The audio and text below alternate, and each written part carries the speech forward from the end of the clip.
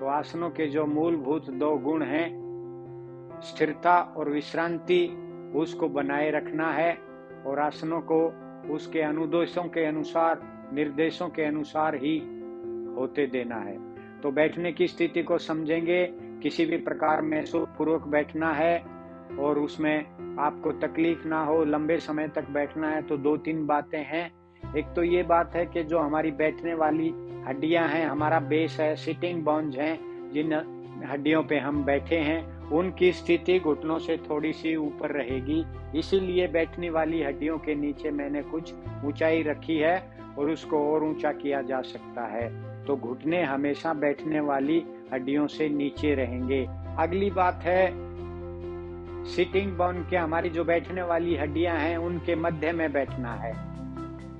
अगर मैं मेरी बैठने वाली हड्डियों के पिछले हिस्से पे बैठा हूं तो मैं आगे झुक जाऊंगा, इस प्रकार से थोड़ा ये लाजमी है। और अगर मैं अपनी सिटिंग बोन के फ्रंट पार्ट पे, आगे के हिस्से पे बैठा हूं तो मैं पीछे की तरफ झुका रहूंगा।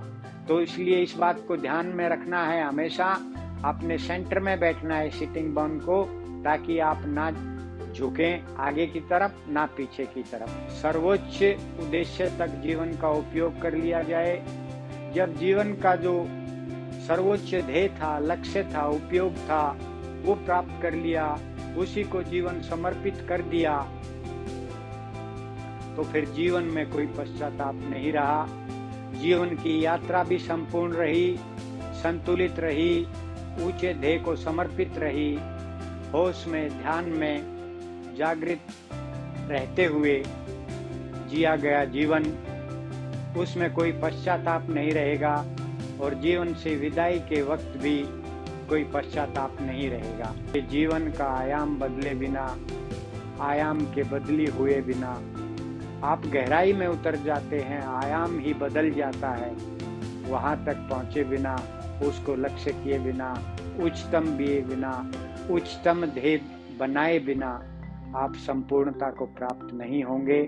आप संपूर्णता से, जीवन के जीने से, संपूर्णता से आप वंचित रह जाएंगे। इसलिए जीवन शिक्षा, योग अध्यात्म जीवन का सबसे जरूरी, सबसे आवश्यक, सबसे अत्यावश्यक, परम आवश्यक अभियान है। इसे जहाँ कहीं देखें सहयोग करें, इससे जुड़ें और इसको जारी रखें। योग दिवस प्रतिदिन जारी रखें। साल में एक दिन आने का इंतजार ना करें। योग दिवस से पहले भी और योग दिवस के बाद भी प्रतिदिन योग का अभ्यास जारी रखें। सर्वे भवन्तु सुखिना, सर्वे सन्तु निरामया, सर्वे भद्राणि पश्यन्तु, मा कश्चित् दुःखभाग् भवेत्।